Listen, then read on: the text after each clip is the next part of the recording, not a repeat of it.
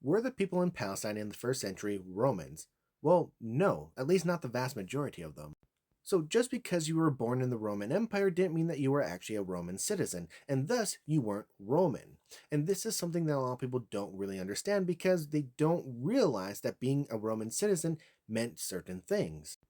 Being Roman meant that you had a variety of rights that the vast majority of people didn't have.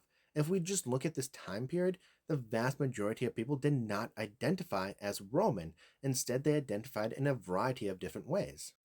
So when we look at Palestine specifically, there would have been different ways in which people identify themselves. Now, some of them were identified as Judean because they were in the Judean province. Others would have been Galilean because they were in Galilee.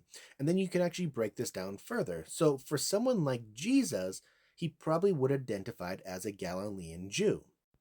Jesus would not have identified as a Roman because he was not a Roman citizen, nor would he have identified as a Palestinian because that designator did not exist.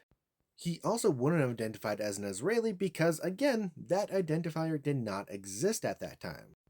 Now, there are a few other things that Jesus may have used in order to identify himself. Maybe he would have called himself a Hebrew, or maybe he would have said that he was from the line of David. He may have even identified him by his hometown of Nazareth. But the fact is, however we decide to identify him, we must do it historically. We can't be using modern politics in order to make these points because they don't actually exist at that time. We have to be mindful of this type of stuff instead of trying to retroject our own ideas into the past.